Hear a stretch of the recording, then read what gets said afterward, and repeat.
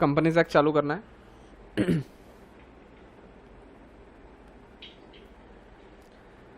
Companies act को regulate करने वाली बॉडी कौन सी? कंपनीज एक्ट को रेगुलेट करने वाली बॉडी कौन सी? MCA. MCA, M for ministry of corporate affairs. Responsibility MCA की रहेगी, लेकिन कंपनी जाके रिपोर्ट किसको करेगी? आरओसी। अक्षय भाई, आरओसी, एमसीए है ना सब याद? हाँ चलो। अच्छा, वैसे कंपनीज अंदर तो जाएंगे, बट कंपनीज बेसिकली कैसे कैसे टाइप्स की होती है? मैंने टाइप्स पूछा है, लाइबिलिटीज नहीं पूछी उनकी, मैंने टाइप्स पूछा है। ईशा,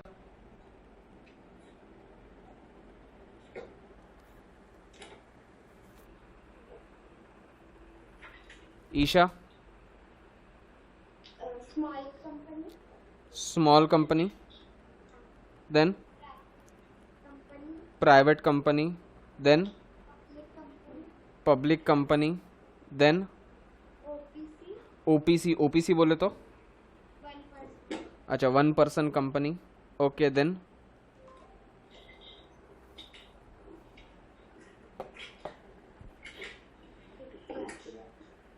हर्षा हेल्प कर।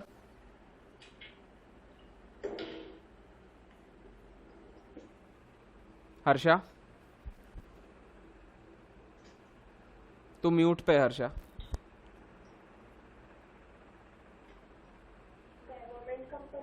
गवर्नमेंट कंपनी, फॉरेन कंपनी, एक डी से भी कोई तो भी कंपनी है, डोरमेंट कंपनी। ओके ठीक है। पार्थ लाइन पर है?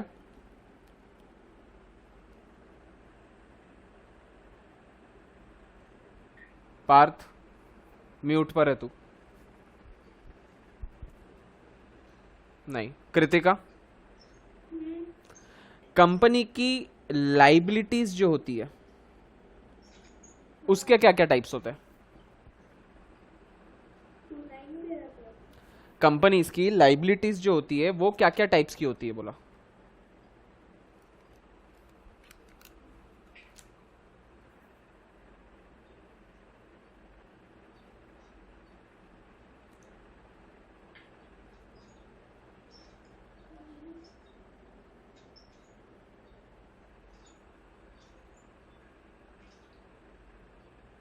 नहीं।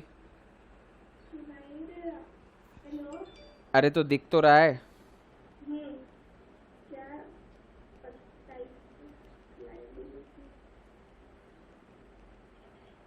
मतलब on the basis of liability बताऊं? हाँ,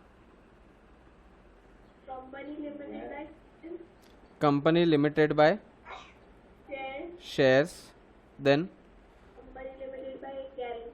company limited by guarantee, then unlimited company. ठीक है, चलो आ जाओ। अच्छा, वैसे मेरे को अगर कंपनी फॉर्म करनी है, मुझे एक कंपनी फॉर्म करनी है, और लेट्स से मैं बात कर रहा हूं पब्लिक कंपनी की, तो पहले तो बात कर ले कि पब्लिक कंपनी होती क्या है। पब्लिक कंपनी वो कंपनी होती है जिसमें पब्लिक का पैसा इन्वॉल्व होता है। पब्लिक का पैसा इन्वॉल्व कैसे होगा? Through selling them of shares. Shares लोगों को देने के लिए मुझे उनको पहले क्या देना पड़ेगा? नितेश,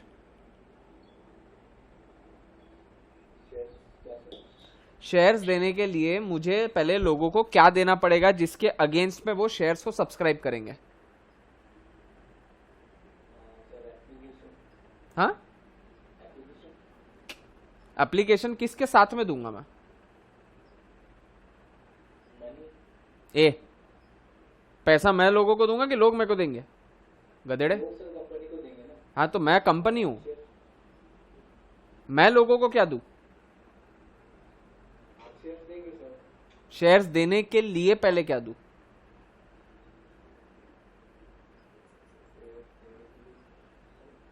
श्रद्धा,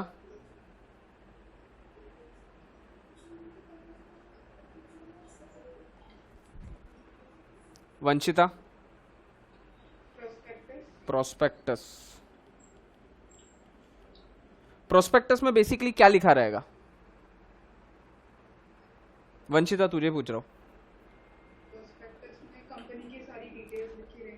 प्रोस्पेक्टस में कंपनी की सारी डिटेल्स लिखी रहेगी। डिटेल्स एज इन किस चीज की डिटेल्स की बात कर रही है?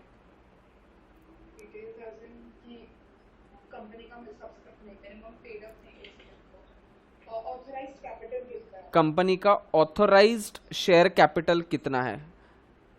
एक मिनट, अभी तूने नाम लिया ऑथराइज्ड कैपिटल, ठीक है। रिया, एक हेल्प करना मेरे को। कंपनी की बैलेंस शीट में जो शेयर कैपिटल होता है वो कुछ अलग अलग तरीके से होता है। जैसे एक होगा कंपनी का ऑथराइज्ड शेयर कैपिटल, बराबर है?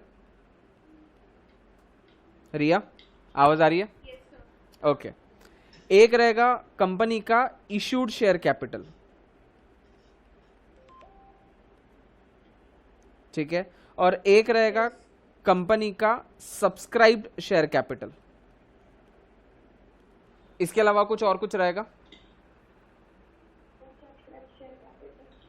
हाँ, unsubscribe share capital. Okay, unsubscribed share capital, ठीक है। इमनजोत, आवाज आ रही है मेरी?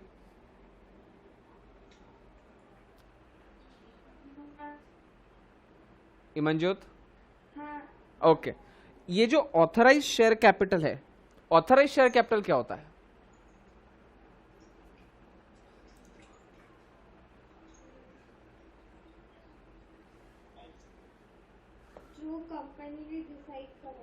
जो कंपनी ने डिसाइड किया। क्या डिसाइड किया?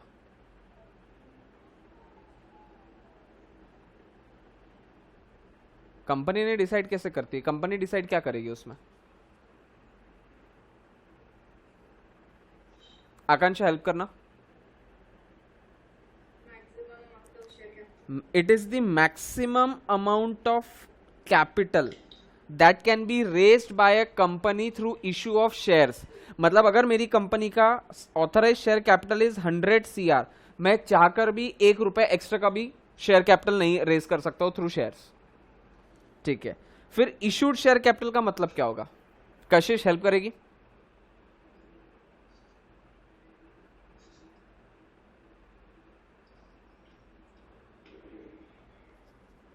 कशिश, इशूड शेयर कैपिटल का मतलब क्या होता होगा?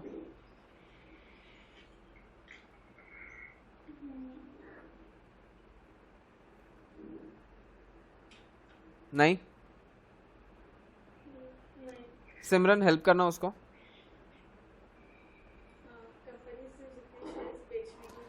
कंपनी ने जितने शेयर्स बेचने के लिए निकाले। अब बेसिकली मेरे को 100 CR के मेरे पास में ऑथराइजेशन है। जरूरी है कि मैं 100 CR खरीदूंगा या 100 CR के शेयर्स लूंगा?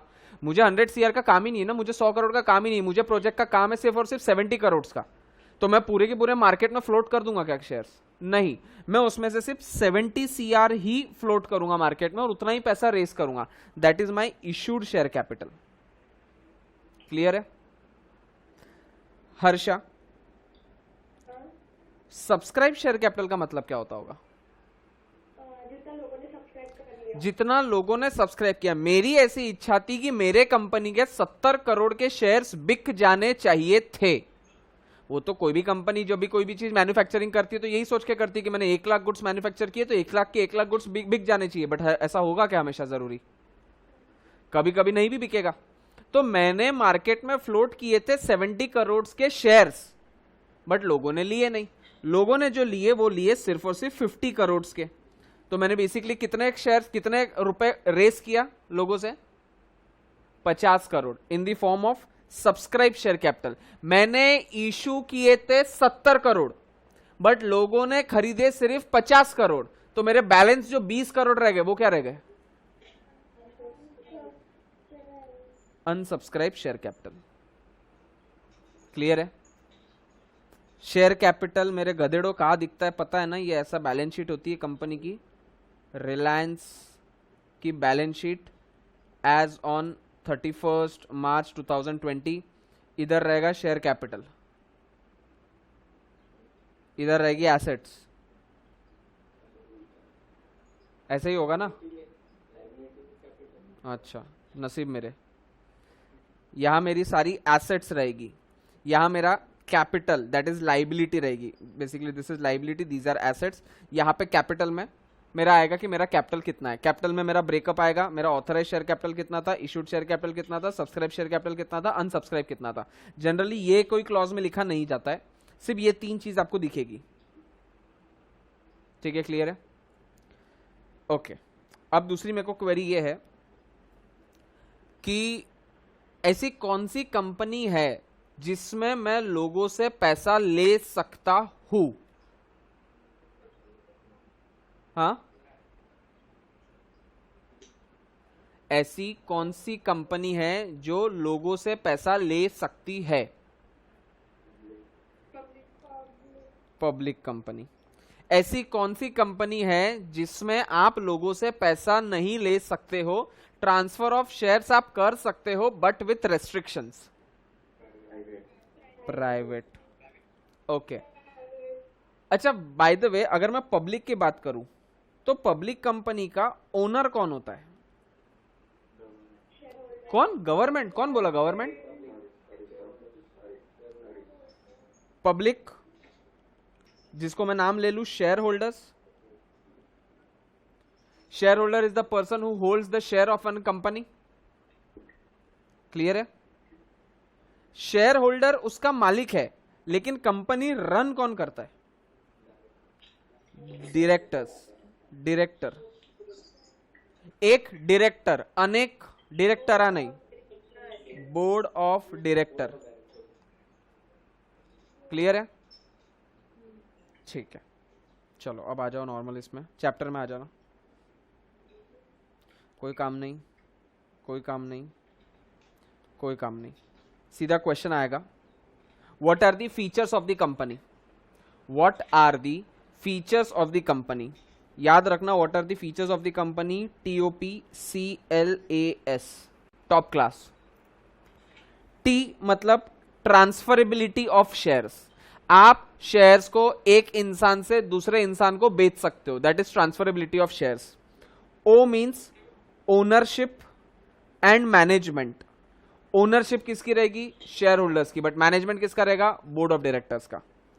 P means perpetual succession. Perpetual succession मतलब कंपनी और कंपनी का मालिक सिंस अलग अलग है, आर्टिफिशियल लीगल ज्यूरिसडिक्शन है, वो सेपरेट लीगल एंटिटी है, तो कंपनी के मालिक मरने से कंपनी बंद नहीं होने वाली है। Reliance company was founded by Dhirubhai Ambani, but Dhirubhai Ambani के जाने के बाद में क्या रिलायंस कंपनी बंद हो गई? नहीं। Microsoft company has been build by Bill Gates, but क्या बिल गेट्स के जाने के बाद में ऑटोमेटिक कंपनी बंद हो जाएगी? नहीं। कंपनी का मालिक अलग है, कंपनी का मालिक अलग होने के बाद में कंपनी अलग है, और कंपनी का मालिक मरने से कंपनी बंद नहीं हो जाएगी। वो अनगिनत सालों तक, जब तक वो कंपनी अंडर लीगल ऑब्लिगेशन खत्म नहीं हो जावे, वो कंपनी चलती रहेगी। क्लियर है ये बात? ओके। सी मतलब कॉमन सील। कॉमन सील मतलब मोहर। हर शेयर्स पे, अपन ने क्लास में आपको शेयर सर्टिफिकेट भी दिखाया था मैंने, हर शेयर पे एक स्टैंप लगा रहता है, दैट इज कॉमन सील। क्या कॉमन सील रखना हर कंपनी को जरूरी होता है? नहीं, it is optional for the company to keep common seal और not. Then A, sorry not A, L. L मतलब लिमिटेड लाइबिलिटी। कंपनी में लाइबिलिटी लिमिटेड रहती है अनलेस एंड अनटिल वो कंपनी अनलिमिटेड कंपनी होवे। अनलिमिटेड कंपनी में आपकी liability limited नहीं रहेगी, अनलिमिटेड रहेगी। ए मतलब एसोसिएशन ऑफ मेंबर, या चलो association of member. It is a group of members, a company is form by the group of members. And last is S. S means separate legal entity मतलब वही company का मालिक अलग और company अलग। Clear है? इसमें कोई डाउट है? पक्का? What are the features of a company? Kritika,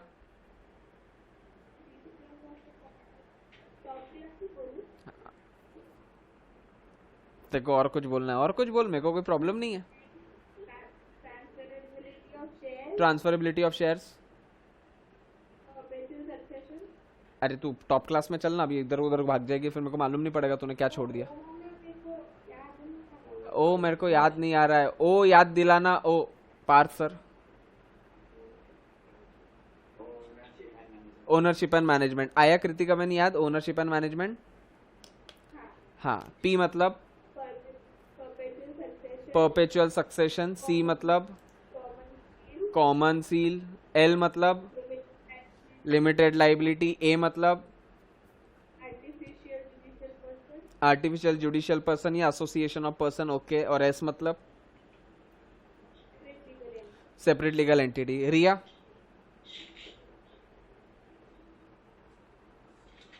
Riya, yes, types of companies.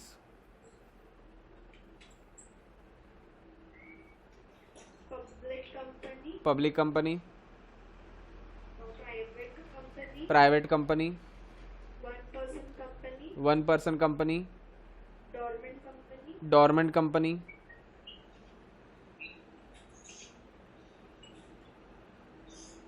और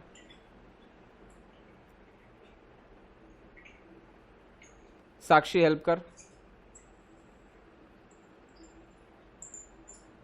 government company, government company,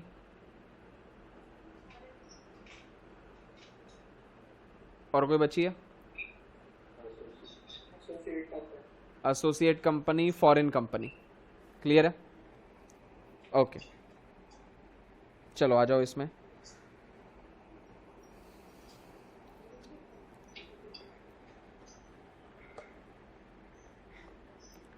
separate legal entity पे आ रहा हूं मैं। First, separate legal entity. There are distinctive features between different form of organization, and the most striking feature in the company form of organization vis-a-vis the other organization is that it acquires a unique character of being separate legal entity. In other words, where a company is registered, it is cloth, उसको कपड़े पहनाए जाते हैं legal personality के। It comes to have almost the same rights and powers as a human being. याद रखना, it comes to have almost the same rights and powers as a human being. Its existence is distinct and separate from other than its member. A company can own a property, can have its own bank account, can raise loan, can incur liability and enter into a contracts according to that company's decision from the board of directors. वो company अपने नाम पे bank account खोल सकती है, contract में enter हो सकती है, कॉन्ट्रैक्ट कैंसिल कर सकती है, कॉन्ट्रैक्ट को अपडेट कर सकती है, वो जो चाहे वो कर सकती है, क्योंकि कंपनी अलग है, कंपनी के मालिक अलग है। कंपनी रन भली कोई भी करे, याद रखना कंपनी के ओनर हमेशा शेयर होल्डर्स या स्टेक होल्डर्स रहने वाले हैं। क्लियर है? It is at law person is different altogether from the subscriber of the memorandum of association. मां कसम, नया वर्ड पकड़ लिया। दो टाइप के क्लॉजेस होते हैं, दो टाइप के एग्रीमेंट्स बनते हैं। एक होता है मऊआ, एक होता है औआ। एक होता है मेमोरेंडम ऑफ एसोसिएशन, एक होता है articles of association. What do you mean by memorandum of association? Simran,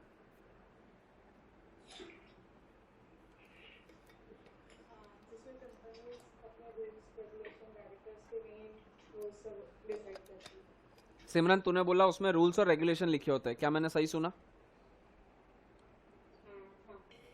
MOA में रूल्स और रेगुलेशन लिखे होते, तूने मेरे को ये बोला सिमरन, क्या तूने सही बोला?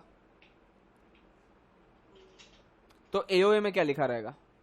एओए में रूल्स होते हैं, एमओए में कंपनी के पार्टनर्स का नाम और कंपनी का नेम, वो सब ऑब्जेक्टिव्स होते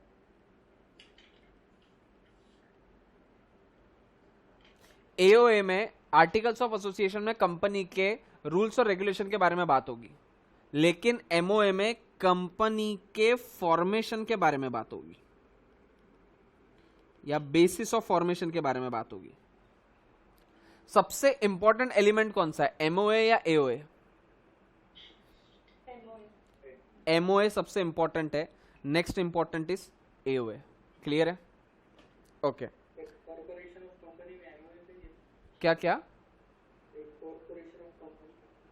इनकॉर्पोरेशन ऑफ कंपनी में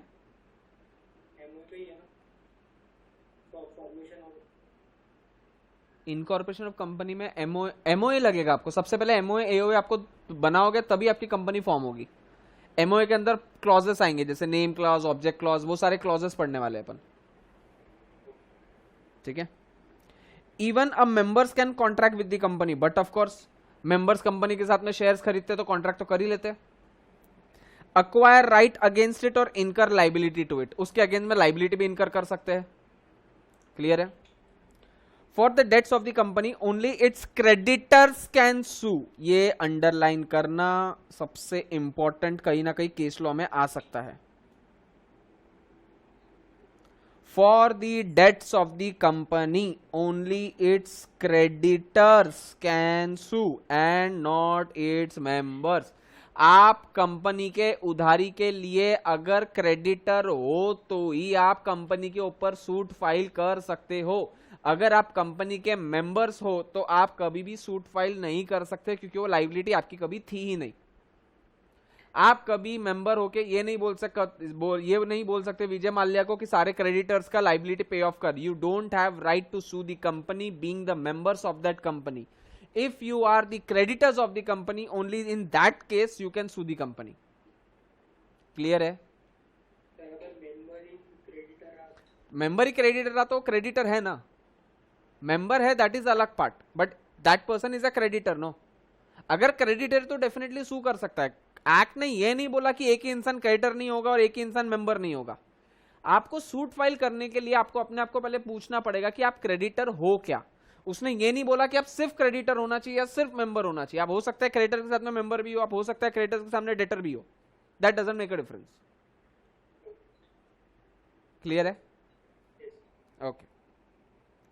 perpetual succession, member can die और चेंज, मेंबर्स कैन डाई और चेंज। विधि का विधान है, लोग आएंगे लोग जाएंगे, but the company goes on till it is wound up. Wound up मतलब रोल नहीं हो जाएगी, बंद हो जाएगी, सील लग जाएगा, खत्म हो जाएगी, एग्जिस्टेंस में से डिलीट हो जाएगी। Specified by the act the shares of the company में चेंज हैंड्स, वो अपने हाथ नहीं चेंज करने वाले हैं, वो शेयर्स है। इसका बोलने का मतलब है कि कंपनी के शेयर्स कभी दिन ये किसी के पास, कोई दिन ये पास इसके पास में रहेंगे, कोई दिन उसके पास में रहेंगे। That doesn't make a difference. Since a company is an artificial person created by law, law alone can bring end to its life। किसकी लाइफ की बात कर रहे हैं? किसी इंसान की नहीं, कंपनी के बारे में। लॉ ने बनाया है, लॉ ही खत्म करेगा, इसके अलावा उसको कोई खत्म नहीं कर सकता है। कल जाके डायरेक्टर को लगेगा अरे यार बहुत बोर हो रहा है, कौन जाएगा कंपनी में। एक काम करते हैं, आज से कंपनी डिक्लेयर करते थे, ट्वीट करते थे, एफबी पर डालते थे, आज से हमने कंपनी बंद कर दी। तूने अपनी फैक्ट्री बंद करी होगी, कंपनी बंद तू नहीं कर सकता। Only law has the right to end its life. Clear है? Okay. Its existence is not affected by the death और इंसॉल्वेंसी ऑफ इट्स मेंबर। उसके मेंबर्स, उसके डायरेक्टर अगर इंसॉल्वेंट हो भी जाए, दैट डजंट मीन कि कंपनी ऑटोमेटिक बंद हो जाएगी। आपको कंपनी बंद करने के लिए इंसॉल्वेंसी प्रोफेशनल को अपॉइंट करके अपनी कंपनी को इंसॉल्वेंट या वाउंड अप कराना पड़ेगा। अगर आपने with permission of tribunal insolvent या वाउंड अप कंपनी नहीं कराई, दैट मीन्स कंपनी अभी भी जिंदा है। कंपनी अभी भी जिंदा है तो कंपनी को अभी भी टैक्सेस पे करने हैं, अभी भी रिटर्न फाइल के आरओसी फीस पे करनी है, हर साल एनुअल रिटर्न फाइल करना है, हर साल फाइनेंशियल स्टेटमेंट्स फाइल करने हैं, हर साल जो भी लीगल कंप्लायंसेस है वो करते रहने हैं। जस्ट बिकॉज आप घर पे बैठे हो दैट डजंट मीन कि आपकी कंपनी बंद हो गई। ट्राइब्यूनल जब तक नहीं बोलेगा कि आज हम तुम्हारी कंपनी का नाम रजिस्टर ऑफ कंपनीज जो होता है रजिस्ट्रार ऑफ कंपनीज के पास, उसमें से तुम्हारे जो नाम है कंपनी का उसको हम स्ट्राइक ऑफ करते हैं, तब तक तुम्हारी कंपनी बंद नहीं हो सकती है। क्लियर है बात? पक्का? हाँ। लिमिटेड लाइबिलिटी वही वापस बात आने वाली है, 3 टाइप की रहेगी। Limited liability, company limited by guarantee, और एक होती है अनलिमिटेड कंपनी। हम मैंने जो शेयर्स लिया है, सपोज मैंने लिया है रिलायंस कंपनी का शेयर। रिलायंस कंपनी का शेयर वॉज ऑफ रुपीज 1300 के टाइम पे कंपनी ने बोला मुझे अभी खाली खाली तुम 300 रुपया पे करो, मतलब मेरा अभी भी कितना बचा है उसको पे करने का? This is my unpaid capital. कल जाके कंपनी वाइंड अप होती है और कंपनी को 1 लाख करोड़ का नुकसान होता है, तो मुझे कितना कंपनी को पे करना है? उसका 1 लाख करोड़ में का 1 लाख रुपए पे करूंगा क्या उसको? जितना मेरा अनपेड शेयर कैपिटल उतना पे करूंगा, मैं बाहर निकल जाऊंगा वहां से। Company limited by shares. Sir ऐसे थोड़ी, कंपनी को तो 1 लाख करोड़ की लाइबिलिटी आई, अगर आप ऐसे सिर्फ 1000 रुपए दोगे तो कंपनी की लाइबिलिटी कौन भरेगा? अगर मेरी लाइबिलिटी रेस्ट्रिक्टेड नहीं रही तो मैं कैसे बनूंगा लिमिटेड लाइबिलिटी कंपनी? मेरी कंपनी लिमिटेड कैपिटल है, लिमिटेड लाइबिलिटी है, इसलिए तो मैं कंपनी हूं। हाँ, अगर मैं कंपनी लिमिटेड बाय गारंटी हूं तो उस टाइम पे क्या आएगा? सर ये 1000 रुपया तो पे करना ही है, साथ में अगर आपने कोई गारंटी दिया होगा कंपनी को कि at the time of wound up, or board of director, जब भी तेरी कंपनी, जब भी अपनी कंपनी बंद होगी तो जो भी मेरा अनपेड शेयर कैपिटल है वो तो मैं दूंगा ही दूंगा, उसके साथ में तुझे मैं 1 करोड़ रुपए तक का पैसा दूंगा। यहां पे मुझे वो 1000 रुपए भी देना है और वो 1 करोड़ रुपया भी देना है। That is company limited by guarantee, क्योंकि मैंने उसको गारंटी दिया था। और अगर मेरी कंपनी है अनलिमिटेड कंपनी तो मेरी लाइबिलिटी भी अनलिमिटेड रहेगी। कैसे? मैं मेरी बैलेंस शीट देखूंगा रिलायंस की। रिलायंस की बैलेंस शीट में है एसेट्स है 1 लाख रुपए की, लाइबिलिटीज है 5 लाख रुपए की, मतलब मेरी एक्स्ट्रा लाइबिलिटी कितनी है? 4 लाख रुपए की। टोटल शेयर होल्डर्स जो है ना वो है खाली 20 लोग। ये 4 लाख को मैं डिवाइड करूंगा 20 से, 10 10 2 1 जा 2 2 जा, कितनी लाइबिलिटी बची? मुझे 20,000 रुपया पे करना पड़ेगा। सर मैंने तो रिलायंस का शेयर सिर्फ 1300 रुपए का लिया था, उसमें भी 300 रुपए मैंने ऑलरेडी पे कर दिए थे, तो मेरी लाइबिलिटी तो सिर्फ खाली 1000 रुपए की आनी चाहिए थी। Boss, you have taken the shares of unlimited company. Unlimited company के जब आपने शेयर्स खरीदे हैं तो आपकी लाइबिलिटी रेस्ट्रिक्टेड नहीं है, आपकी लाइबिलिटी उतनी रहेगी जितनी total liability divided by number of shareholders, that comes to 20,000। क्लियर है ये बात? प्रॉफिट हुआ, लॉस होता है तो मैं लाइबिलिटी बांटूंगा ना। प्रॉफिट हुआ तो लाइबिलिटी कैसी? एसेट हो गई ना वो तो। नहीं नहीं, मेरे को आवाज क्लियर नहीं आई। सर जैसे वो गारंटी में जो गारंटर रहता है सर, हाँ, अब वो ज्यादा गारंटी दे रहा है तो उसको रिटर्न्स भी ज्यादा मिलने चाहिए। अच्छा, मतलब यू मीन टू से कि उसने गारंटी दिया था 1 करोड़ की, जबकि लाइबिलिटी आई सिर्फ 4 लाख की, ऐसा? हाँ तो सर वो मतलब गारंटी ज्यादा दे रहा है तो उसको रिटर्न्स तो मिलना चाहिए, तो उसको ज्यादा मिलेगा। हाँ वो तो, बट ऑफ कोर्स आपने ज्यादा कैपिटल डाला है तो आपको ज्यादा रिटर्न मिलेगा, आपने कम कैपिटल डाला है तो आपको कम रिटर्न मिलेगा, सिंपल है। मैंने अगर 100 शेयर खरीदे तो 100 शेयर पे डिविडेंड मिलेगा, मैंने 1 लाख शेयर खरीदे तो 1 लाख शेयर पे डिविडेंड मिलेगा। आया ख्याल में? ओके। आर्टिफिशियल लीगल पर्सन वही वापस है कि आर्टिफिशियल लीगल पर्सन रहेगा, उस पर कुछ आने नहीं वाला है आपको।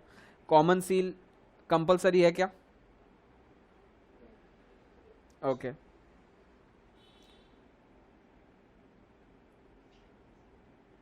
As per companies amendment act 2015 अब आपकी जो भी कॉमन सील की लाइबिलिटी, कॉमन सील रखने का जो प्रोविजन था वो ऑप्शनल हो चुका है, कंपल्शन नहीं बचा है।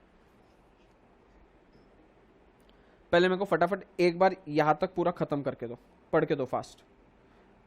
मैं कॉर्पोरेट विल थ्योरी पे आऊंगा, पहले यहां तक पढ़ के दो मेरे को फटाफट।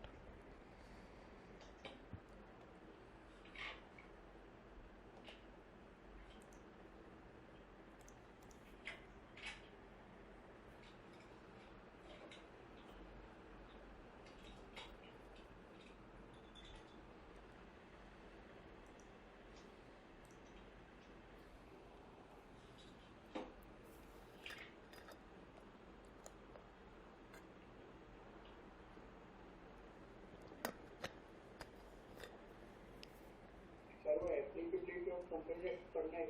नहीं,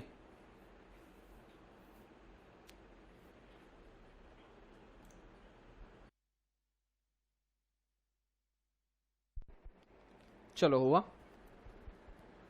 कोई डाउट है तो पहले पूछ लो। सर लिमिटेड बाय गारंटी कौन है? हाँ, limited by guarantee. Limited by guarantee, limited by guarantee पता है ना, मैंने जितनी गारंटी दिया होगा उतना पैसा मेरे को कंपनी को देना पड़ेगा। तूने गारंटी लिया कि कल जाके मेरे को कुछ भी हो जाए तो मेरे पास में आ जाना सर, मैं आपको 50 लाख रुपए दे दूंगा। ये तूने गारंटी लिया है, तो कल जाके अगर मेरे को 10 करोड़ का लॉस होता है तो मैं तेरे से आके 50 लाख रुपए मांग सकता हूँ। ये जितना पैसा है with in the range of 50 lakh, मैं तेरे को 60 लाख नहीं मांग पाऊंगा क्योंकि तूने गारंटी 50 लाख की लिया है। लेकिन अगर तूने बोला है कि मैंने 50 लाख लिया और मेरे को अगर 30 लाख की जरूरत है, मैं आके तेरे से मांग सकता हूँ क्योंकि तूने उतने की मेरे को गारंटी दिया है। अच्छा मतलब सर कंपनी ने गारंटी दी कि शेयर होल्डर? अरे कंपनी क्यों गारंटी देगी डोबे, शेयर होल्डर गारंटी देंगे ना कि कंपनी कल जाके डूबती है और कंपनी को लॉस आता है तो शेयर होल्डर उसको सपोर्ट करेंगे।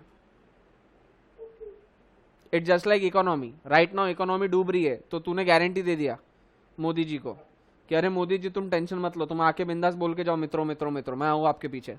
कल जाके कुछ भी होता है, कल जाके मार्केट डाउन जाता है, मेरे से आपने 1 लाख करोड़ रुपए ले लेना, और कल जाके सच में मार्केट डाउन हो गया तो मोदी जी आएंगे ना तेरे पास पैसा लेने के लिए क्योंकि तूने गारंटी दिया 1 लाख करोड़ की।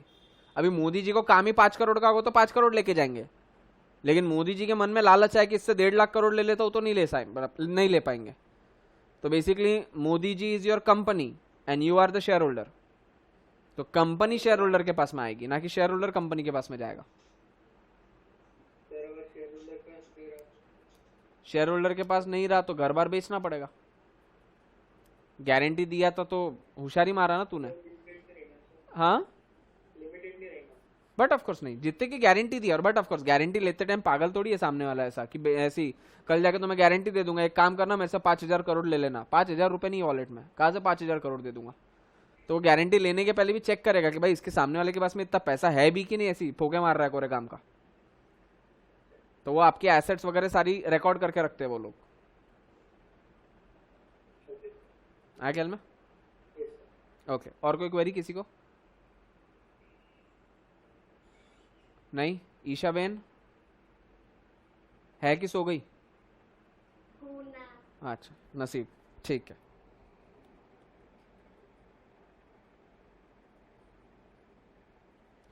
कॉर्पोरेट विल थ्योरी, जिसको दूसरा नाम होता है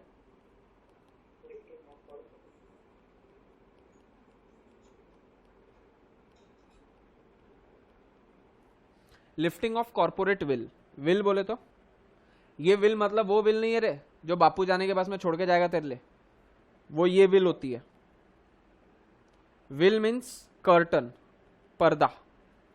कॉर्पोरेट मतलब कॉर्पोरेट, ऑफ मतलब ऑफ, लिफ्टिंग मतलब उठाना, पर्दा उठाया, गाना मत गाना। अब कॉर्पोरेट पर्दा उठाया क्यों बोला जाता है? क्योंकि हमने ऊपर पढ़ा आर्टिफिशियल लीगल पर्सन और सेपरेट लीगल एंटिटी, ये अपन ने पढ़ा था, कृतिका ने बहुत अच्छे से हमको बताया था, जिसका ओ वो बोल चुकी थी। ओ क्या था वैसे कृतिका? ओनरशिप एंड मैनेजमेंट, अब कभी नहीं भूलेगी ये। तो हमने वहां पे पढ़ा था आर्टिफिशियल लीगल पर्सन होता है और सेपरेट लीगल एंटिटी होती है कंपनी। मतलब कंपनी अलग, कंपनी का मालिक अलग। तो वो हिसाब से तो कंपनी का मालिक कुछ भी काम करेगा तो नाम कंपनी पे आएगा या कंपनी के मालिक पे आएगा? कंपनी पे आएगा, क्योंकि कंपनी के हाथ पैर तो है नहीं ना। तुम कभी ये तो नहीं बोल सकते कि क्या कंपनी दिखी मेरे को, माँ कसम मजा आ गया, रेड कलर का शर्ट ब्लैक कलर का पैंट पहन के घूम रही थी, उसके तो हाथ पैर है नहीं। कंपनी को तो तुम देख नहीं सकते। It is legal person but it is artificial legal person. तो कंपनी कोई कॉन्ट्रैक्ट में, हमने देखा कंपनी कॉन्ट्रैक्ट में एंटर करेगी, तो कंपनी कॉन्ट्रैक्ट में एंटर करेगी तो पेन कैसे पकड़ेगी? वायरस का पेन है उसके पास, पकड़ेगी कैसे? साइन कैसे करेगी कंपनी?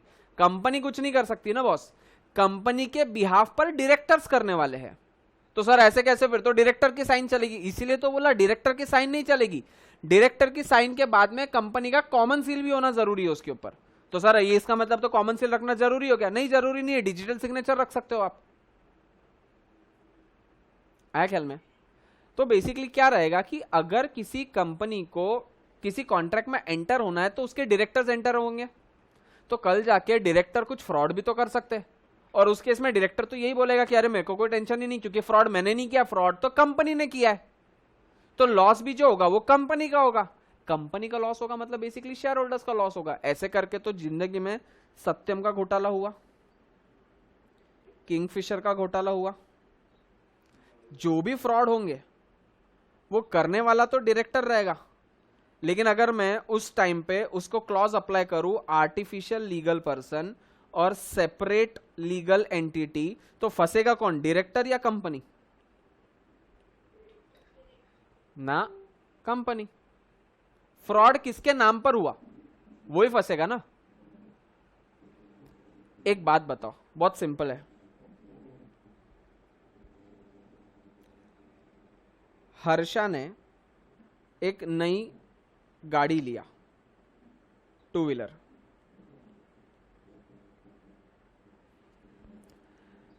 ये हर्षा के नाम पे रजिस्टर्ड है। सद्भावना में आके, बड़ी खुशी खुशी में आके उसने दे दी गाड़ी चलाने के लिए वंशिका को, वंशिता को, वंशिता को। वंशिता ही है ना जिसको नहीं आती 2 व्हीलर? वंशिता तू म्यूट पर है।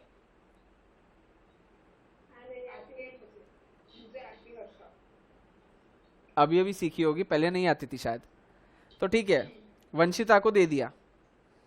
अभी उसको सिखाते टाइम पे वंशिता को एक ही पता था कि जो राइट साइड में होता है उसको एक्सेलेरेटर बोलते हैं, इसके अलावा उसको कुछ नहीं पता था कि और भी कुछ गाड़ी में होता है। ब्रेक नामक चीज तो उसको पता ही नहीं थी।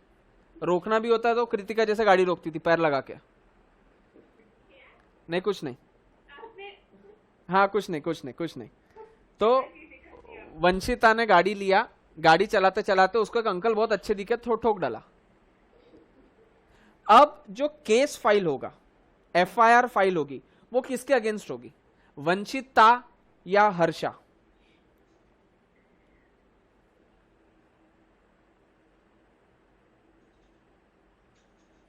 कल्प्रेट यहां पे है Vanshita, but at the same time Harsha को भी वहां पे आके बताना पड़ेगा, मतलब हर्षा को भी वहां पे प्रेजेंट होना जरूरी है क्योंकि गाड़ी उसके नाम पे थी। इन द सेम मैनर गाड़ी चलाने वाला, कंपनी चलाने वाला भले एक डायरेक्टर होगा, लेकिन नाम हमेशा हर्षा का फंसेगा क्योंकि वो इसके नाम की गाड़ी थी। क्लियर है?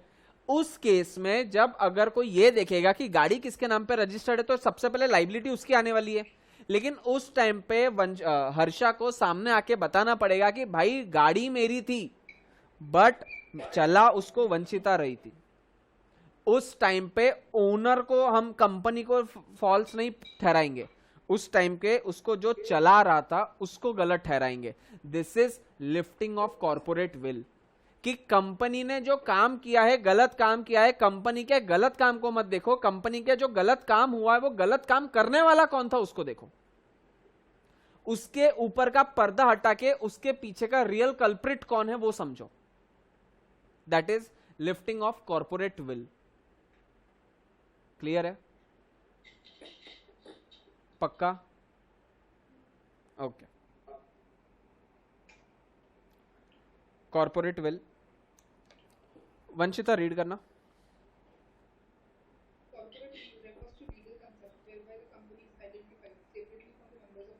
यही हमने पढ़ा, सेपरेट लीगल एंटिटी है, it is separate from its members. Okay,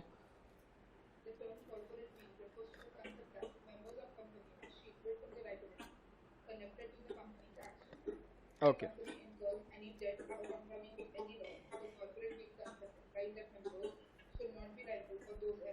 okay. इसका एक फेमस केस लॉ है, that is salmon versus salmon. Salmon versus salmon का केस लॉ इस तरीके से है, एक सैलमन नाम से एक आदमी था,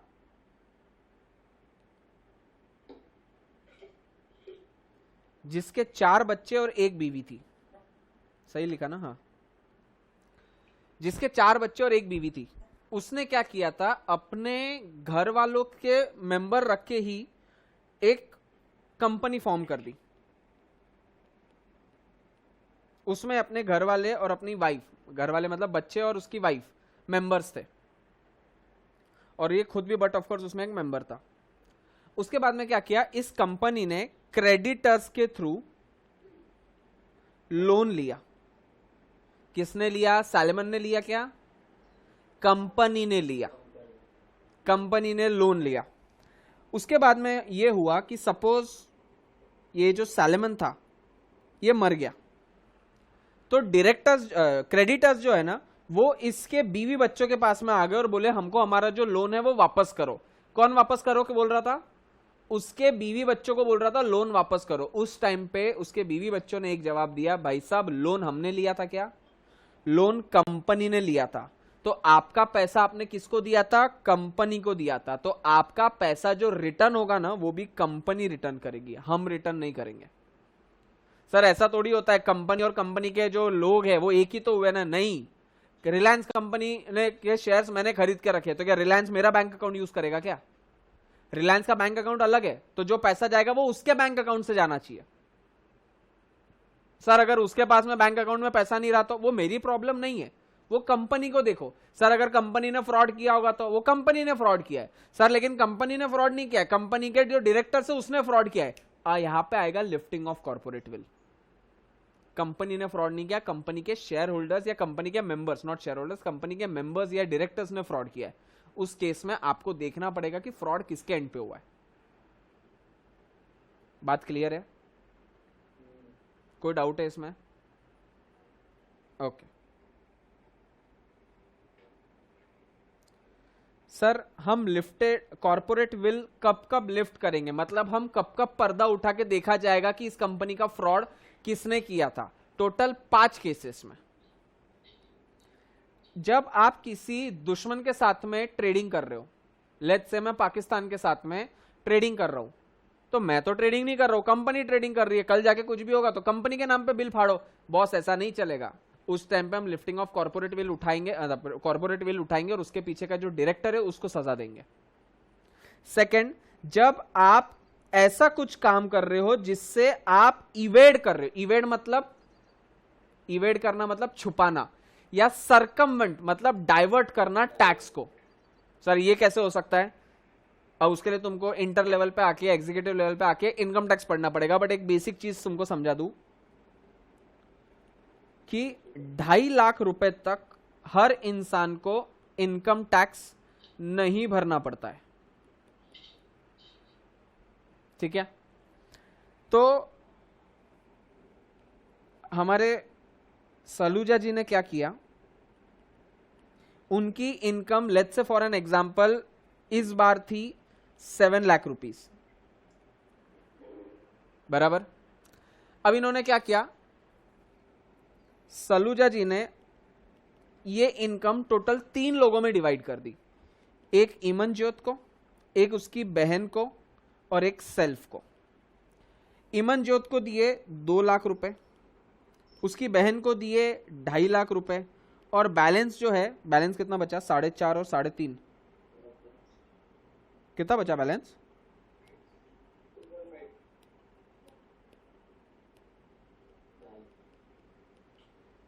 वो अपने नाम पे रख दिए। मेरे को बताओ इनकम टैक्स आने वाला है क्या? क्या इमनजोत को इनकम टैक्स भरना है? क्या उसकी बहन को इनकम टैक्स भरना है? क्या इमनजोत के पापा को इनकम टैक्स भरना है? लेकिन अगर जब मैं बात करूं कि उसके पापा ने टोटल 7 लाख रुपए कमाए, तो क्या इसके पापा को इनकम टैक्स भरना आने वाला था? इन्होंने ये काम क्यों किया? टू इवेड और सरकमवेंट टैक्स। इस केस में लिफ्टिंग ऑफ कॉर्पोरेट विल होगा। क्लियर है बात? ये हो गया इंडिविजुअल का। तो सर इसको कंपनी के साथ में रिलेट करूं तो कैसा होगा? सिंपल है। मैं टाटा कंपनी हूं, टाटा कंपनी ने टोटल 1 करोड़ रुपया कमाया। टाटा ने क्या किया? टाटा तनिष्क बना दिया, टाटा स्टील बना दिया, टाटा टीसीएस बना दिया, टाटा स्टारबक्स बना दिया, टाटा जैगवार बना दिया, टाटा मोटर्स बना दिया, टाटा कंसल्टेंसी तो हो गया, टाटा XYZ एक और कंपनी बना दी। ऐसा करके हर कंपनी के अंदर थोड़ी थोड़ी इनकम ट्रांसफर कर दी और कंपनी को टैक्स ही नहीं आएगा। क्या ये सही है या गलत है? इस केस में लिफ्टिंग ऑफ कॉर्पोरेट विल होगा। क्लियर है? फिर है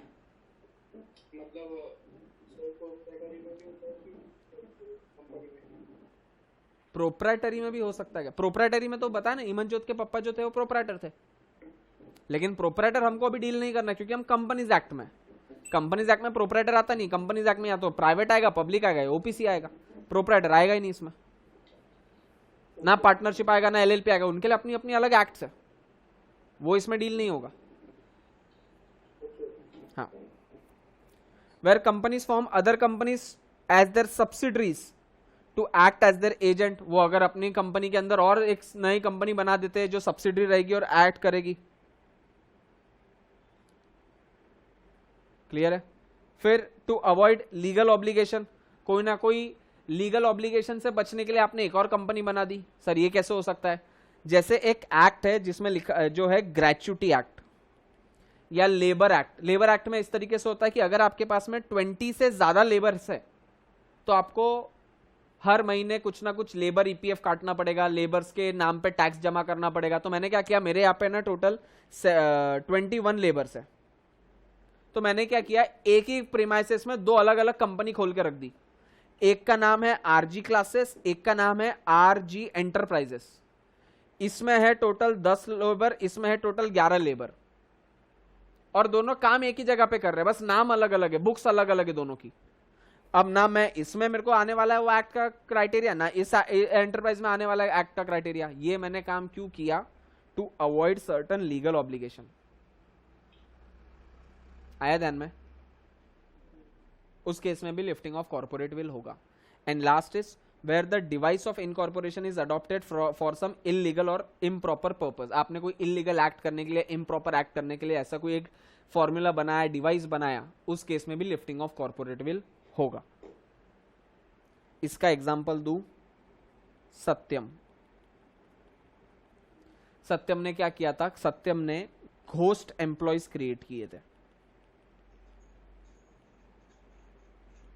क्या किया था सत्यम ने? ना सारे लोगों से डॉक्यूमेंट्स वगैरह ले लिए। पहले तो इतना केवाईसी नॉर्म्स होते नहीं थे, हर इंसान के ना अलग अलग अलग अलग अलग अलग बैंक अकाउंट्स खोल के रख दिए, और हर महीने ना उसमें सैलरी पोस्ट करते रहता था। वो इंसान एक्चुअल में तो कोई है नहीं, सैलरी पोस्ट कर रहा था, तो एक नंबर सैलरी थी, व्हाइट नंबर में था, व्हाइट का पैसा था। बाद में अगले दिन जाके उसी बैंक अकाउंट से पैसा विड्रॉ करके अपने पास में ले लेता था। मतलब उसको अपने बुक्स में खर्चा भी दिखाना हो गया, और जो पैसा आया वो पैसा वापस अपने पास भी आ गया। थोड़ा मिनिमल टैक्स जो पे करना पड़ा वो पे कर दिया उसने अपने 2 नंबर का पैसा 1 नंबर में ट्रांसफर कर दिया। उसने एक ऐसा डिवाइस बनाया जो इलीगल या इम्प्रॉपर यूज के लिए था। इस केस में जब भी ये भांडा फूटा, उस केस में सत्यम कंपनी से पहले उसके डायरेक्टर्स पे एफआईआर फाइल हुई थी, क्योंकि उस केस में कंपनी का लिफ्टिंग ऑफ कॉर्पोरेट विल हुआ था। क्लियर है? कोई डाउट इसमें? वंश कोई डाउट? ईशान? ओके, मेरे को यहां तक पहले पढ़ के दो पूरा।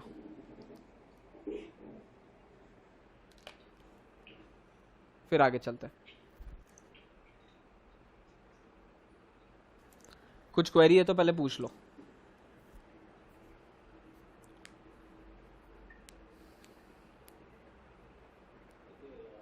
नितेश नजदीक नजदीक नजदीक।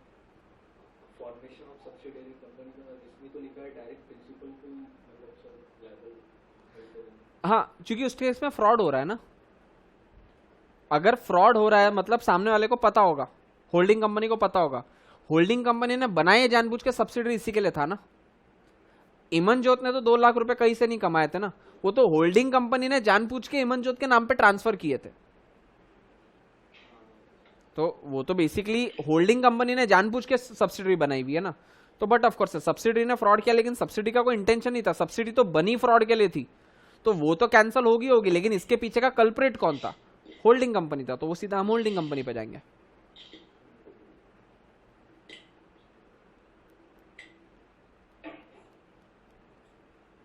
क्लियर है? ओके, फिर वापस से यही है क्लासेस ऑफ कंपनी, ये तो मैं अपने आप से रीड कर लो अब। सेम चीज वापस वापस घूमती रहेगी। अब कंपनीज, जैसे कंपनी टोटल 3 टाइप में डिवाइड रहेगी। एक रहेगी on the basis of liability, जो अपन ने बात किया। एक रहेगी company on the basis of members.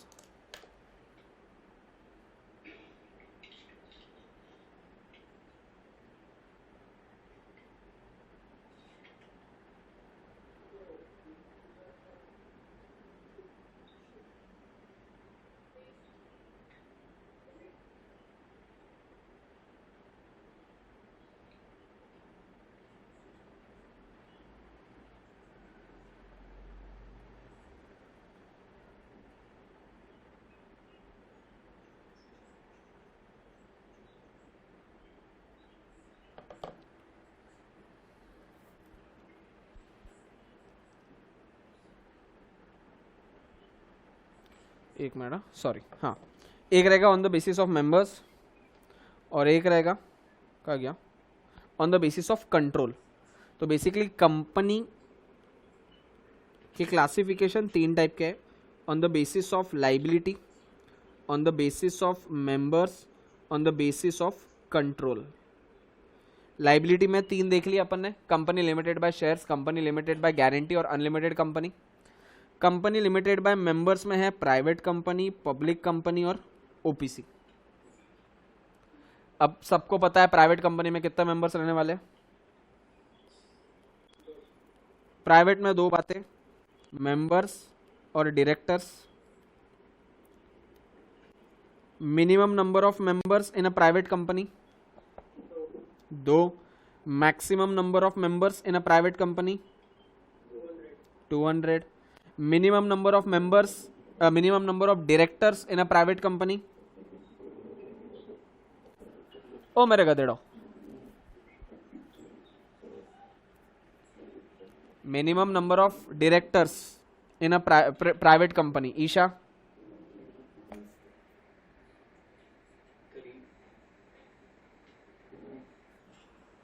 Maximum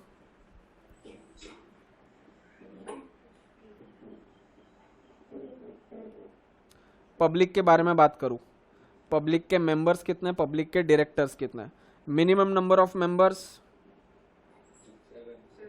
maximum unlimited, minimum number of directors, यहां 3 है रे गधो।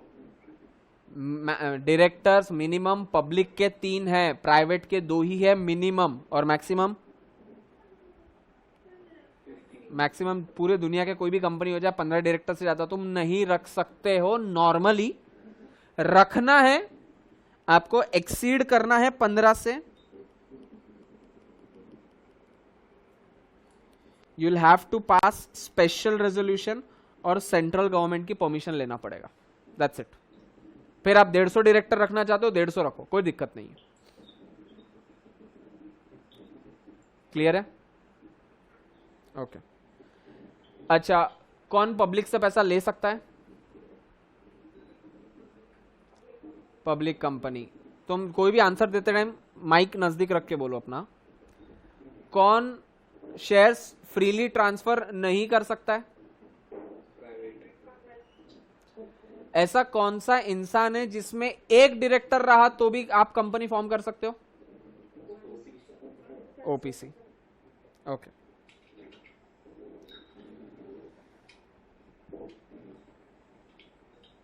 Private company means a company having paid up share capital as may be prescribed, which restricts the right to transfer its shares। आप private company के shares इतने easily transfer नहीं कर सकते हो।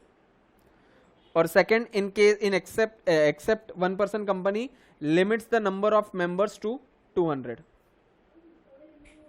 क्लियर है? ओके। प्राइवेट कंपनी के significant points Harsha read करना।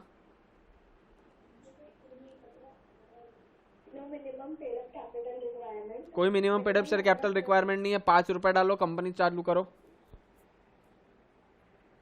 हाँ,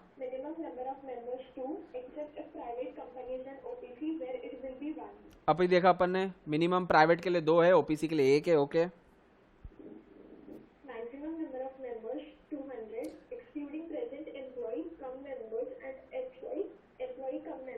याद रखना मैक्सिमम 200 मेंबर्स है, लेकिन उसमें अगर तुम्हारे एम्प्लॉय और मेंबर, मतलब जो एम्प्लॉय मेंबर भी है, सर एम्प्लॉय मेंबर कैसे होते हैं? अरे अगर कोटक महिंद्रा बैंक में कोई काम करता होगा तो क्या कोटक महिंद्रा कंपनी के शेयर्स खरीद के नहीं रखा होगा उसने? तो वो एम्प्लॉय भी हो गया, मेंबर भी हो गया, तो उसको 200 की लिमिट में गिनने का क्या? नहीं, कोटक का एग्जांपल यहाँ फिट नहीं बैठता क्योंकि वो पब्लिक कंपनी हो गई। यहाँ प्राइवेट कंपनी की बात करते हो, तो प्राइवेट में भी अगर कोई एम्प्लॉय है और मेंबर है, दोनों है, उस केस में उसको 200 की लिमिट में नहीं गिनने का। सर ऐसा कोई इंसान जो आज एम्प्लॉय है और मेंबर है उसको हम नहीं गिनेंगे, समझ में आता है, लेकिन कल जाके वो जॉब छोड़ देता है तो अब वो एम्प्लॉय नहीं बचा, सिर्फ मेंबर बचा, तो क्या उसको गिनने का? उसको भी नहीं गिनने का। सर ये क्या लिखा है? ये देख, अर्स्ट वाइल, मतलब पहले जो एम्प्लॉय कम मेंबर था उसको भी हम 200 की लिमिट में नहीं गिनेंगे। क्लियर है? Continue. Right to transfer shares restricted. Prohibition or invitation to subscribe to securities of the company. आप लोगों से तो वैसे भी पैसा नहीं ले सकते हो प्राइवेट कंपनी हो तो। Okay, Small company is a private company. Small company is a private company. Sir ये क्या होता है? आगे पढ़ेंगे, यहाँ पे विस्तार में पढ़ेंगे।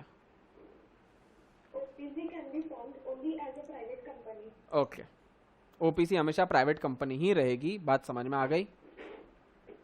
Okay, small company, Vanshita.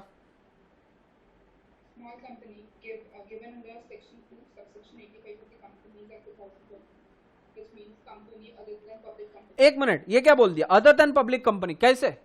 अरे ऊपर पढ़ा ना, small is a private company, तो बट ऑफ कोर्स ना अदर देन पब्लिक कंपनी, जिसका paid up share capital should not exceed 50 lakh रुपए और any such amount which may be prescribed, but that amount which may be prescribed shall not be more than 5 crore रुपए। रुकना, अभी तुम झामल झामल करने वाले हो इसमें, क्योंकि इतना पढ़ाने के बाद में अभी भी तुम झामल झामल ही करते हो। या फिर एंड ना, और या फिर नहीं, एंड जिसका turnover does not exceed 2 crore और any such higher amount as may be prescribed, but that higher amount shall not exceed 20 crore rupees. इस बात को समझना आप।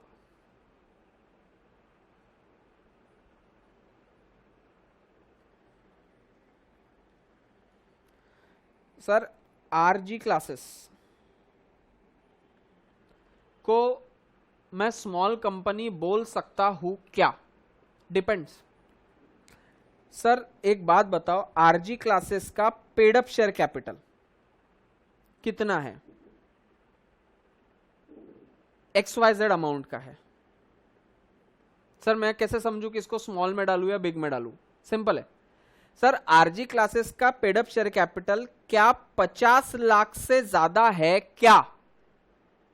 फॉर एन एग्जाम्पल, नहीं, 50 लाख से ज्यादा नहीं है, तो क्या अगले साल भी ये लिमिट 50 लाख की रहना जरूरी है?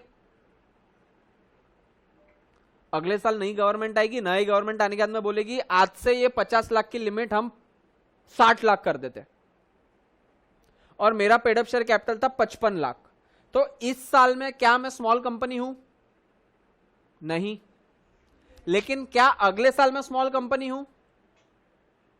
हाँ, क्योंकि अब मेरी कंपनी का लिमिट आ गया 60 लाख का और मेरा कैपिटल तो 60 लाख के कम ही है।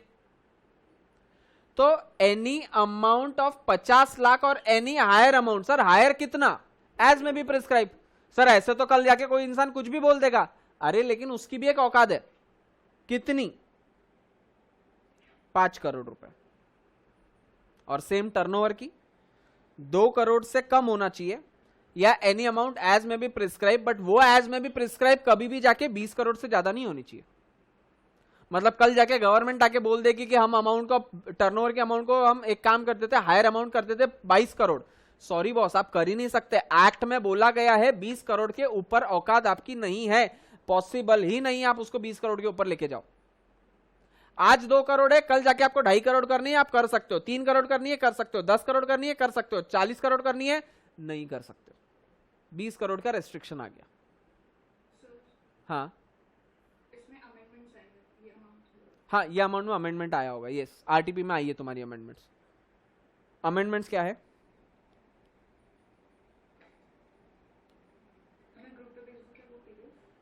ओके, अमेंडमेंट एक लास्ट में देख लेते हैं फिर अपन। ठीक है.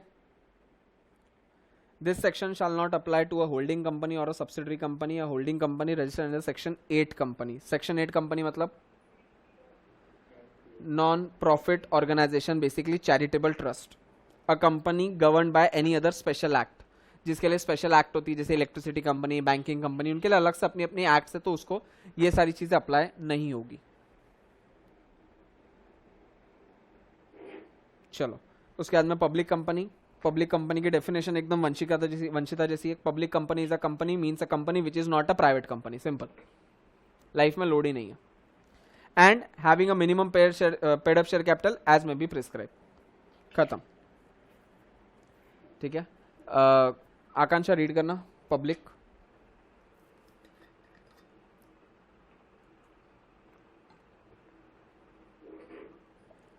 आकांक्षा म्यूट पे तू. नहीं, सिग्निफिकेंट पॉइंट्स.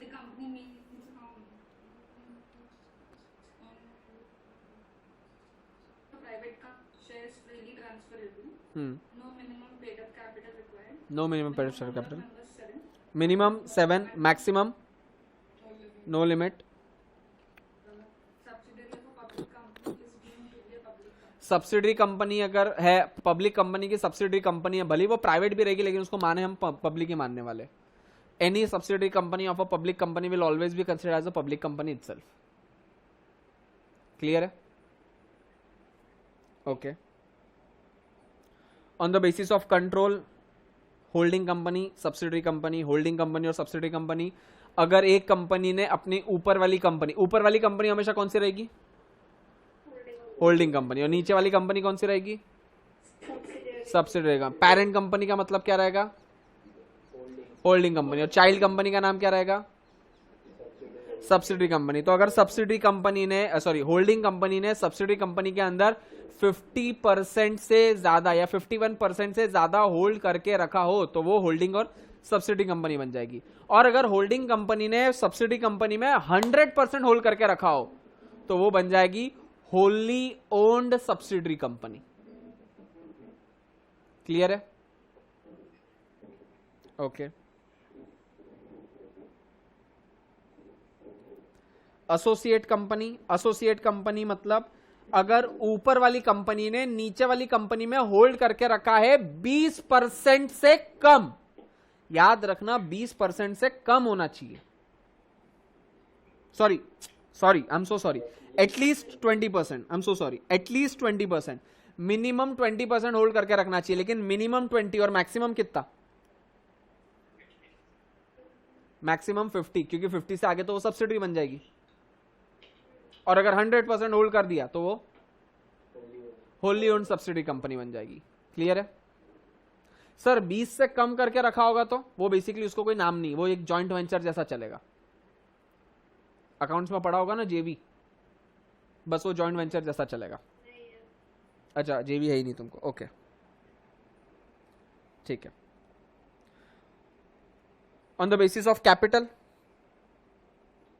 एक रहेगी लिस्टेड कंपनी जो स्टॉक एक्सचेंज पे लिस्टेड रहेगी.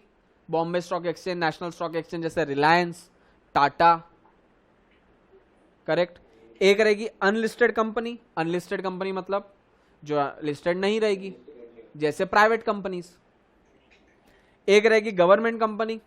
A government company is a company in which a government holds minimum 51% of the shares. Government मतलब कौन सा गवर्नमेंट? चाहे स्टेट गवर्नमेंट, चाहे सेंट्रल गवर्नमेंट, या पार्टली स्टेट गवर्नमेंट या पार्टली सेंट्रल गवर्नमेंट.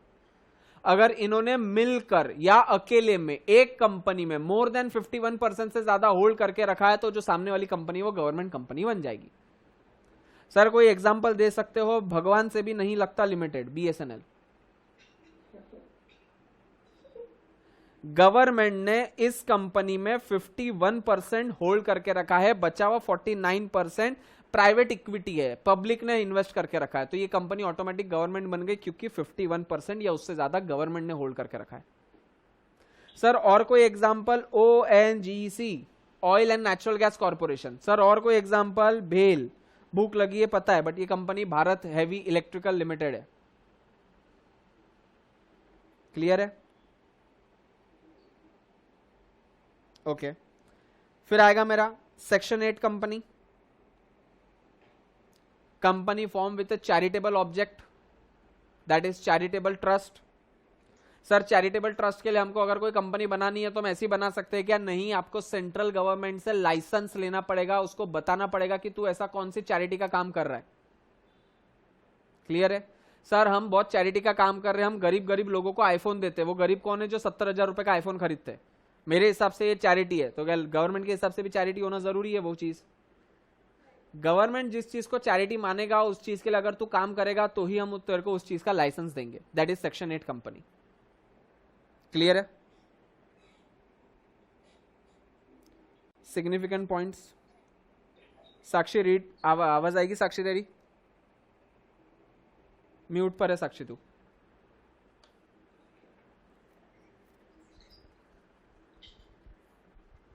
नहीं, साक्षी की आवाज नहीं आ रही है।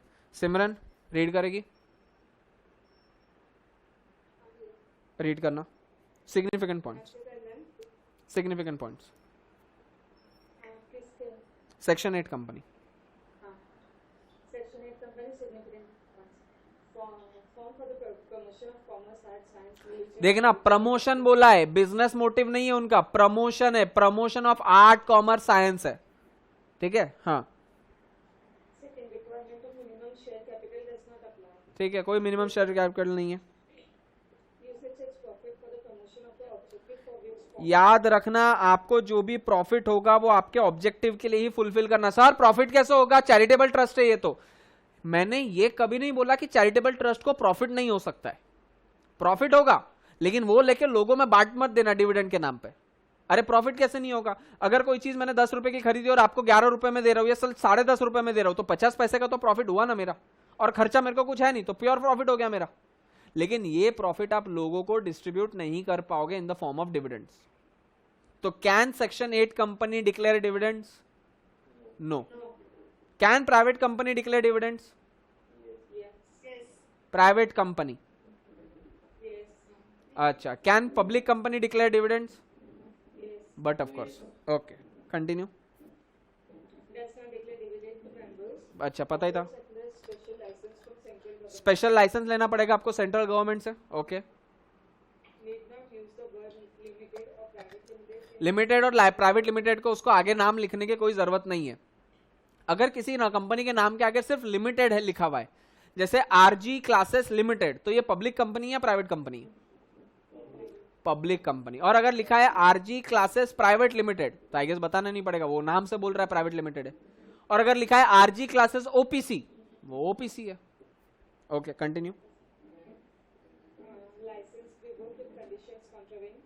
रिवोक करना मतलब छीन लिया जाएगा अगर आपने जो कंडीशन जिसके नाम पे आपने लाइसेंस लिया था वो आपने काम ही नहीं किया हो, तो आपका लाइसेंस छीन लिया जाएगा। Okay, On revocation, central government may direct it to convert its status and change its name. जब कंपनी का लाइसेंस रिवोक कर देगा तो गवर्नमेंट बोलेगा भाई साहब तू ये 3 में से एक काम होगा, तेरा हर्ष इन 3 में से एक में से होगा। सबसे पहले हो सकता है तेरे को हम तेरा नाम चेंज करने बोले और तेरा स्टेटस चेंज करने बोले, व्हाट्सएप का नहीं। अभी तक जो तू गवर्नमेंट सेक्शन 8 कंपनी थी, अब तेरा स्टेटस चेंज हो गया, या तो तू प्राइवेट कंपनी बन जाएगा, या पब्लिक बन जाएगा, या ओपीसी बन जाएगा, या स्मॉल बन जाएगा, या डोरमेंट बन जाएगा, या तू गवर्नमेंट बन जाएगा। तेरा स्टेटस चेंज होने वाला है। या फिर हो सकता है हम तेरे को वाइंड अप करने के लिए बोल दे, काम बोले तेरे को एक काम कर, तेरा बोरी बिस्तर बंद कर, हम तेरे को आज के बाद में तेरा नाम स्ट्राइक ऑफ करते हैं। या फिर हो सकता है हम तेरे को बोले कि और किसी दूसरी कंपनी के साथ में अमालगमेट हो जा। सर और किसी दूसरी कंपनी के साथ अमालगमेट होने के टाइम पे हम वो क्या देखेंगे सामने वाली कंपनी का, कि सामने वाली कंपनी का भी सिमिलर ऑब्जेक्ट होगा। आपकी कंपनी का ऑब्जेक्ट था भूखे नंगों को खाना खिलाना, तो सामने वाली कंपनी अगर किंगफिशर है जो खाना नहीं खिलाती है पिलाती है, ऐसी कंपनी के साथ तुम अमालगमेट नहीं होने वाले हो। आप उसी कंपनी के साथ में अमालगमेट होगे जिसका सिमिलर ऑब्जेक्ट हो। क्लियर है? Continue. Can college general meeting by giving a clear 14 days notice instead of 21 days. जब भी कोई मीटिंग बुलानी होती है नॉर्मल कंपनी को, तो उसको 21 दिन पहले नोटिस देनी पड़ती है शेयर होल्डर्स को कि 21 दिन बाद हम मीटिंग लेंगे। जैसे कि हमारे मोदी भाई साहब 8 बजे अगर आने वाले हैं तो 7:55 को ट्वीट करके नहीं बोलेंगे ना कि मैं बस 5 मिनट में आ रहा हूं, तुम जा रहे हो, जो भी खाना वाना बना होगा उसको रोक देना, जो भी नहीं काम कर रहे होगे वही रुक जाना। वो कम से कम 8 घंटे पहले आपको बताएगा। ये जो कम से कम का टाइम लिमिट है ना, ये कंपनी के फॉर्म में, कंपनी के बारे में बात करूं तो 21 डेज के बारे में रहेगा. Independent directors, etc. does not apply. Okay, next. Need not constitute.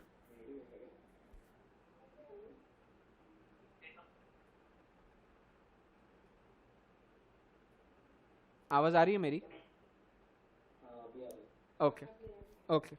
Need not constitute nomination and remuneration committee and stakeholder relationship committee.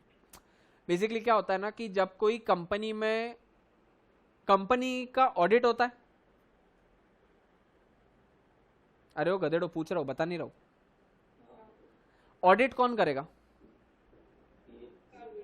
CA नहीं, CA is not the word. Auditor audit करेगा. तो auditor audit करेगा तो फोकट में करेगा, कुछ पैसा चार्ज करेगा? कौन बोला फोकट में? इज्जत दे रहे सीए को, पैसा चार्ज करेगा. बट ऑफ कोर्स, तो पैसा कितना लेगा, कितना देना चाहिए उसको, कितना हमने रेम्यूनरेशन देना चाहिए और किसको नॉमिनेट करना चाहिए, इसके लिए कमिटी बनती है जिसका नाम होता है नॉमिनेशन एंड रेम्यूनरेशन कमिटी. और जो भी स्टेक होल्डर्स है उनकी सारी ग्रीवेंसेस हम मीटअप कर पा रहे हैं या नहीं कर पा रहे हैं, उसके लिए कमिटी बनती है जिसका नाम होता है शिट stakeholders relationship committee. Clear है? Okay, continue. A partnership firm can be a member of Section 8 company. Underline कर लेना. A partnership firm can be a member of section 8 company. Okay, एक बार फटाफट रीड करके दे दो, फिर डॉर्मेंट कंपनी पे आता हूं.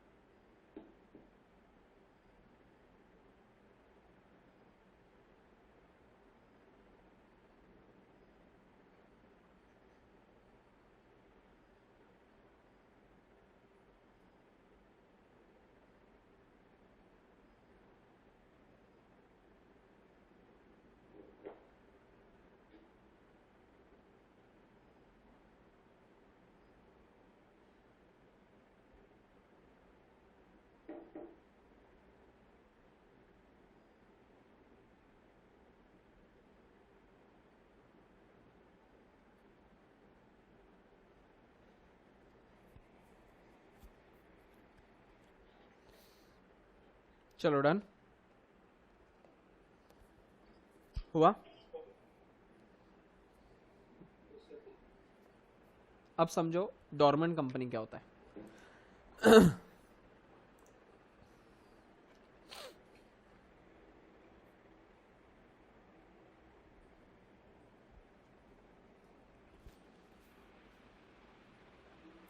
क्या मेरी बैलेंस शीट और आरजी क्लासेस की बैलेंस शीट सेम होगी?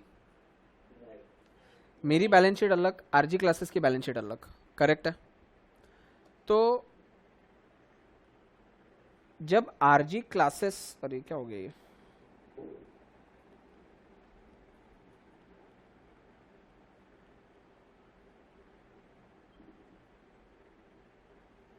आरजी क्लासेस की मेरे को ये बिल्डिंग बनाना है, तो उसके लिए मुझे सीमेंट लेना पड़ेगा, मुझे सारा ले लो ना, सारा मटेरियल लेना पड़ेगा, मुझे लेबर लगने वाला है, मुझे मशीन्स लगने वाली है, ये सब कुछ मुझे खरीदना पड़ने वाला है।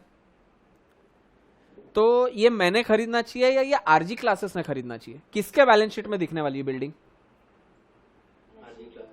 आरजी क्लासेस के बैलेंस शीट में दिखना चाहिए। तो खरीदना भी इसने आरजी क्लासेस ने चाहिए। अब तुम बोलोगे आरजी क्लासेस में पैसा नहीं है, तो सिंपल है ना, आरजी क्लासेस मुझसे लोन लेगा, loan from RG Rahul Gandhi 1 crore, और यहां पे उसके अगेंस्ट में एसेट दिखाएगा 1 करोड़, बैलेंस शीट टल्ली, करेक्ट है। बाद में एक्चुअल में अभी ये एसेट नहीं आएगा, यहां पे कैश आ जाएगा 1 करोड़ का, लोन लिया ना उसने। बाद में जब जब ये 1 करोड़ का खर्चा होते जाएगा, ये 1 करोड़ का माइनस माइनस होते होते इधर आ जाएगा बिल्डिंग 1 करोड़ की, तो ये कैश ऑटोमेटिक डिलीट हो जाएगा। ऐसे ही होगा। दिक्कत ये है आरजी क्लासेस की बिल्डिंग बनाने के लिए, आरजी क्लासेस की बैलेंस शीट बनाने के लिए आरजी क्लासेस बनाना पड़ेगा पहले मेरे को नाम, मतलब आरजी क्लासेस को इनकॉर्पोरेट करना पड़ेगा। बिजनेस शुरू हुआ क्या अभी तक आरजी क्लासेस का? अरे अभी तक तो बिल्डिंग ही तैयार होने की है। तो मैं ये जो कंपनी बना रहा हूं, ये आज अभी तक अभी के लिए बिजनेस रन करने के लिए बना रहा हूं या फ्यूचर में बिजनेस रन करना है इसके लिए बना रहा हूं? तो ये जो मैं आज कंपनी बना रहा हूं, ये मैं बेसिकली क्या कर रहा हूं, अपना सिर्फ बैलेंस शीट एसेट्स होल्ड करने के लिए बना रहा हूं। तो ये कंपनी जो हो गई, ये कंपनी होती है डॉर्मेंट कंपनी, जो इनएक्टिव है। डॉर्मेंट का मतलब होता है इनएक्टिव कंपनी।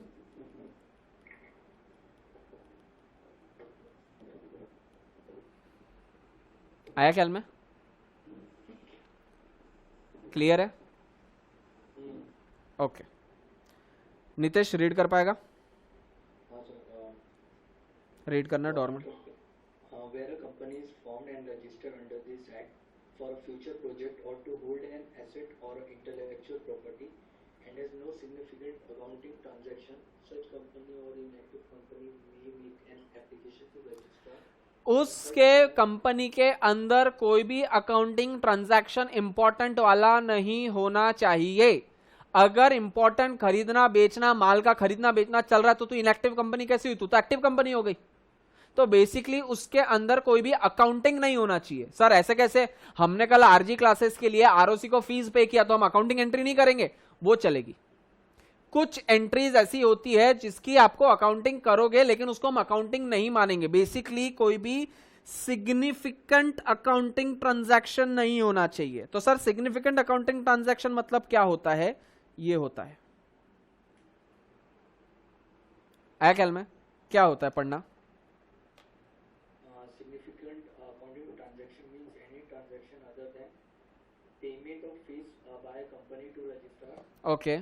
अब रजिस्ट्रार को फीस किया है तो देना कंपलसरी है ना बॉस, तो इसको हम अकाउंटिंग ट्रांजैक्शन नहीं मानेंगे।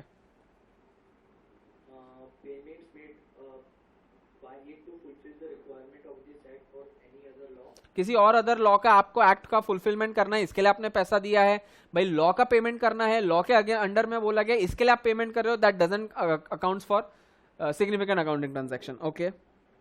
Allotment of shares to fulfill the requirement of this act. आपको जो भी शेयर्स को फुल अलॉट करने हैं, उसके लिए जो भी लीगल फॉर्मेलिटीज करनी है, उसके लिए आपको जो पैसा देना है, that doesn't make a difference, वो सिग्निफिकेंट अकाउंटिंग ट्रांजैक्शन में गिना नहीं जाएगा। Okay. Payment for maintenance of its office and records. Payment अगर आप उसके ऑफिस और रिकॉर्ड्स के लिए आप अगर कुछ पेमेंट कर रहे हो, जो बेसिक आपके एडमिनिस्ट्रेशन रन करने के लिए हो रहा है। हाँ ईशान कुछ क्वेरी है? हाँ सर। बोल। सर अगर किसी कंपनी ने सब्सिडरी कंपनी बनी गवर्नमेंट कंपनी की जैसी, डॉर्मेंट कंपनी अगर सब्सिडरी कंपनी बना रहा है तो मतलब वो एक्टिव में आ रहा है। तो एक्टिव कंपनी हो रहा है तो डॉर्मेंट कंपनी कैसे बनेगा? पहले तू खुद की तो कंपनी बना, तब जाके सब्सिडरी बना पाएगा ना।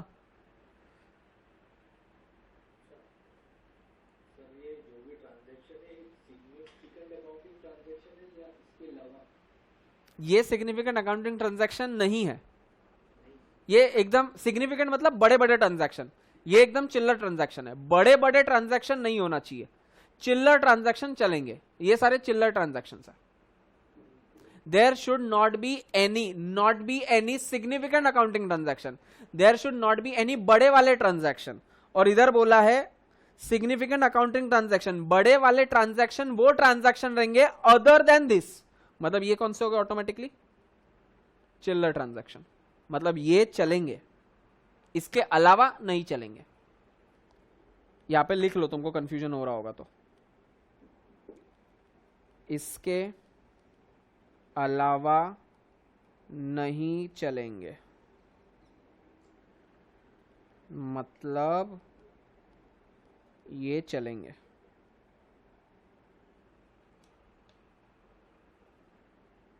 क्लियर है? उसके बाद में बीसी समझती है तुमको, गाली नहीं दिया रे गधेड़े, जो किटी पार्टीज होती है बेसिकली लेडीज की, जहां पे सब लोग इक्वल अमाउंट कंट्रीब्यूट करते हैं, चिट्ठी में से एक नाम निकालते हैं और वो जितना पैसा आता है वो उसको दे देते हैं। इसको मैं थोड़ा कॉर्पोरेट वर्ल्ड में लेके जाऊं तो इसको बोलते हैं निधि कंपनी, जो आपके अंदर थ्रिफ्ट और सेविंग्स की आदत डालती है।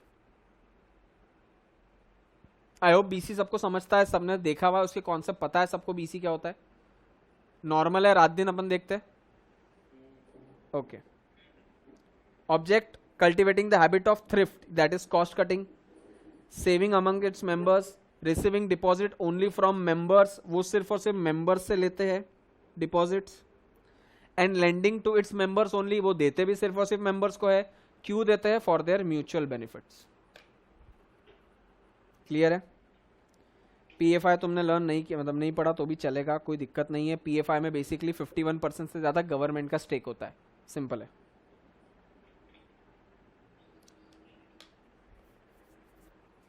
समझाइए, इसमें कोई डाउट है?